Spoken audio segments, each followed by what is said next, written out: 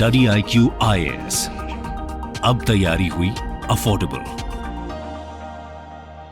Welcome to StudyIQ's initiative, the podcast.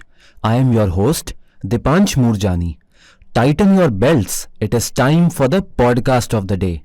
In the last episode of the podcast, we discussed important concepts of the Constitution. All our new listeners, for taking their preparation journey to another level, can listen to our previous episodes. Today, we will discuss different types of democracy, that is, indirect democracy and direct democracy. Democracy is a feature which is observed in many countries of the world. India is also a democratic country. However, we observe that two democratic countries can differ from each other. For example, Switzerland and India. Switzerland is an example of direct democracy, whereas India is an example of indirect democracy. Sir, can you please explain to us in a way which is easy to understand what is indirect and direct democracy? First of all, I would like to talk about democracy as a whole concept. Democracy is that form of government in which the supreme power lies in the hands of the people. In a democratic country, every citizen has one vote that can be cast in favor or against of the government policies. Further, in a democracy, the response of the citizens acts as the foundation of the government. It can be in the form of direct democracy or indirect democracy. Direct democracy refers to the system in which citizens has the right to take part in the decision-making processes. On the contrary, in indirect democracy, it implies a democracy in which the citizens choose their representative to actively participate in the administration of the government and act on their behalf. Sir, we find some references which say that Indian democracy is a government of the people, by the people and for the people. However, India is an example of indirect democracy. So can you elucidate on indirect democracy? Indirect democracy is a form of government in which people elect representatives who adopt laws and make decisions on their behalf. In modern democracies, it involves electing legislators and an official responsible for executing laws, who might be elected directly like the US President or indirectly like the British Prime Minister or Indian Prime Minister. Indirect democracy is also called representative democracy. Sir, after understanding the concept of indirect democracy, there is a concept of direct democracy, which is not easy to understand. We often think that direct democracy is more or less similar to indirect democracy, but in reality, it is not similar. So, can you enlighten us on direct democracy? To talk about direct democracy, I would like to talk about its history. The first examples of direct democracy can be found in the ancient Greek city-state of Athens, where decisions were made by an assembly of some 1,000 male citizens. Also, in the year 509 BC, in ancient Rome, citizens gathered together and created history by establishing Roman Republic. One of the earliest instances of democracy in a civilization was found in republics in ancient India, which were established sometime before the 6th century BC and prior to the birth of Gautam Buddha.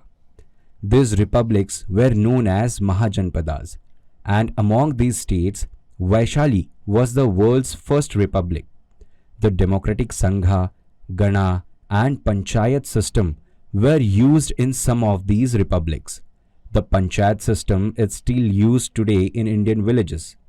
And we can observe that direct democracy in modern India was introduced with the 73rd Constitutional Amendment, which ultimately constitutionalized Panchayat system and promoted the grassroots level democracy.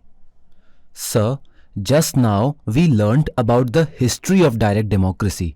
So now we are eager to know how we can implement direct democracy. Are there any tools for implementing direct democracy? Yes, there are different tools to implement the direct democracy. The first tool to implement direct democracy is referendums. A referendum is a mechanism by which a citizen can vote on legal issues, which may bind or may advise the government body that refers to that issue, and this issue to be voted. The votes will have an effect of accepting or rejecting the government's proposals. A popular example of a referendum in today's time is that the Brexit, where United Kingdom, which is regarding whether the UK must exit the European Union or not. This took place on January 31st of 2020. This was one of the most talked about referendums in the history of international politics. The referendum ultimately resulted in the UK leaving the EU. That means UK was no longer a part of European Union. After almost 52% of the voters, that means citizens of UK, were in favoring of Brexit. The next tool to implement the direct democracy is citizens' initiative. It essentially refers to a direct vote, whether it is binding or advisory, on a specific legal issue that is initiated by the people. It usually leads to the making of a new law or a constitutional amendment. A citizen's initiative is usually in the form of petition that contains signatures. For instance, the European Union has a citizens' initiative forum that enables and assists EU citizens to hold initiatives which influenced in a different spheres of their society and politics. The European Citizens Initiative was introduced by the Lisbon Treaty of 2007. One such initiative in this forum was taken for Minority Safe Pack, which was for protecting cultural and linguistic minorities. However, direct democracy cannot be restricted to those two instruments. There are other notable forms of direct democracy, such as abrogative referendums and recall votes. Let's understand about abrogative referendum.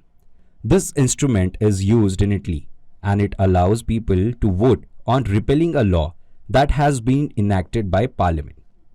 It is similar to referendum due to its abrogative characteristic, yet it is in the form of referendum, as it is essentially in the form of public petition. The next tool or form of direct democracy is recall to vote. That means recall elections.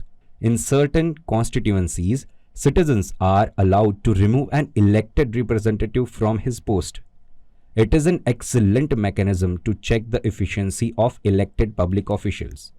There are different types of tools for implementing direct democracy. Sir, in Indian context, is direct democracy available? And if it is available, then how direct democracy is followed in our country?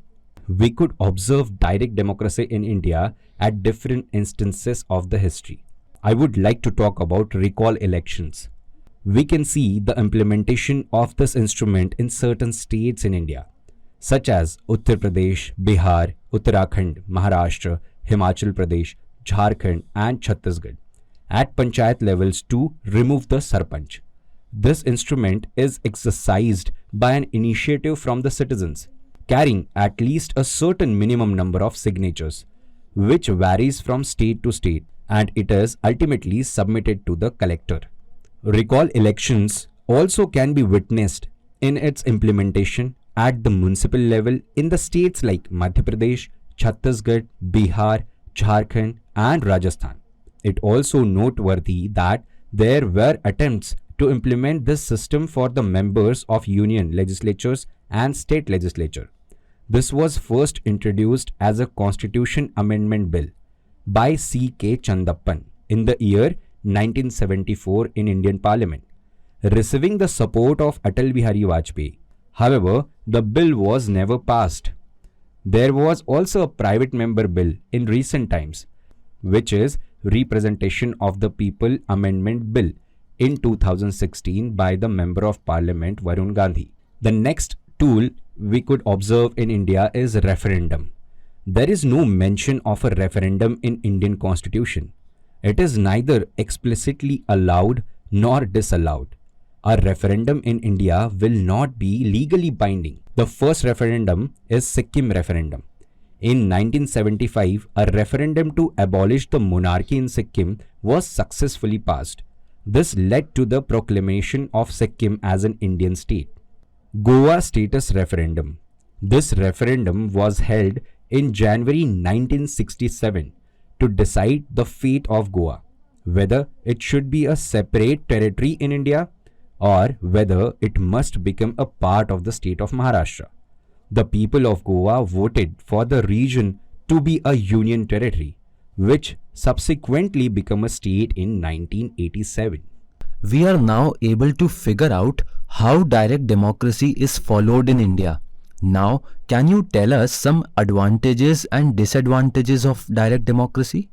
The first advantage of direct democracy is promoting participation in politics.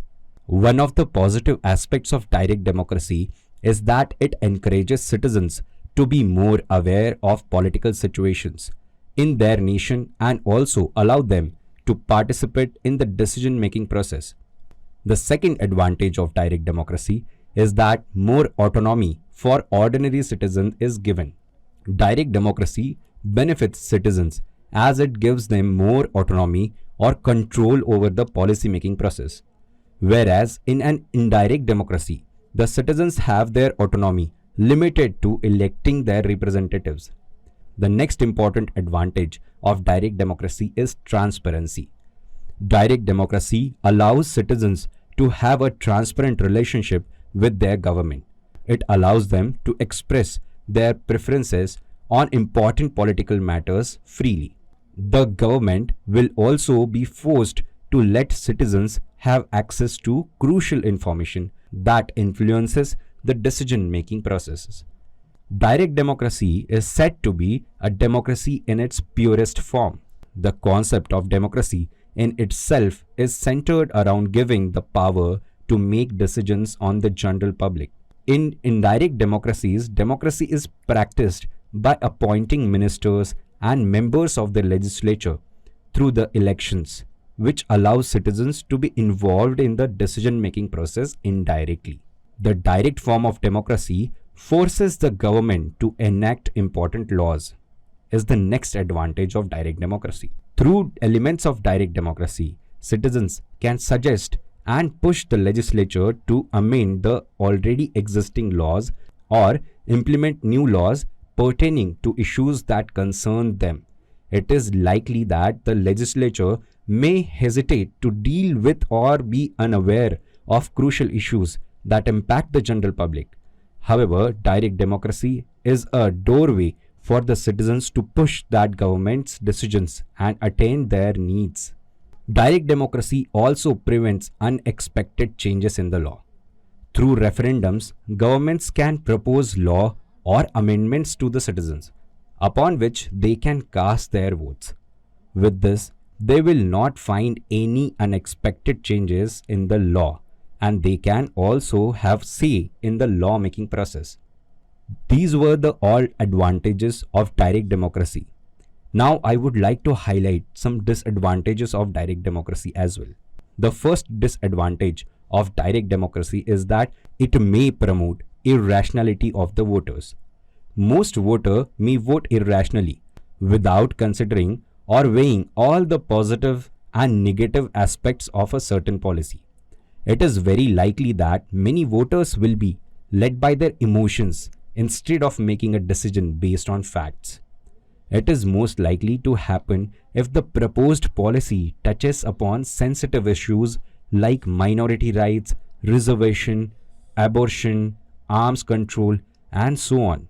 This is one of the major flaws in practicing direct democracy. The next disadvantage is polarization. Using instruments of direct democracy can also lead to polarizing opinions of controversial issues by stripping off their nuances. This is likely to lead to instability in country's political climate. The next important disadvantage we would like to understand about direct democracy is that it may harm the rights of minorities. Another thing that direct democracy could compromise rights of minorities. Instruments of direct democracy are capable of giving effect to the shallow interest of the dominant communities, which can undoubtedly marginalize the oppressed communities even more. The next disadvantage of direct democracy is higher expenses. Democracy in itself is an expensive affair, as the holding of regular election takes up a lot of time, resources, and funds. The practice of voting on policy matters is likely to add more burdens to the economic and democratic country. Even the voters might become reluctant to participate if such events keep happening again and again. Sir, thank you for your explanations. Dear listeners, we hope now you can easily differentiate between direct and indirect democracy. We will call it quits for this episode. We will be back with another episode of the podcast. Till then, stay connected with StudyIQ. Keep studying. You can listen to this podcast on Google Podcast, Kuku FM, Spotify, Hubhopper, Apple Podcast and other audio streaming platforms. Links are pinned in the comment section below. Thank you.